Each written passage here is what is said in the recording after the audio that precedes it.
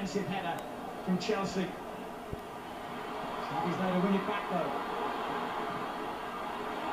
This for handball was called for it. Fernando Torres! This could be the most dramatic story of the season. It's Torres to give Chelsea a place in the Champions League final. The headline has been written. Unbelievable! Unbelievable! I said the last 18 months have just been forgotten in 2 seconds. And these, look at those Chelsea players, the bench, the manager, they're all on the pitch, they're jumping around like mad. It's gone absolutely wild.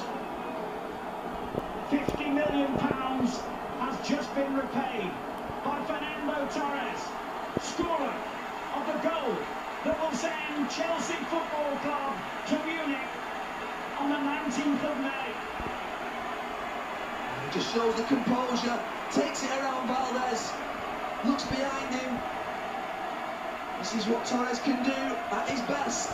Skips the challenge, and what a huge, huge moment for Chelsea. For English football, they deserve it.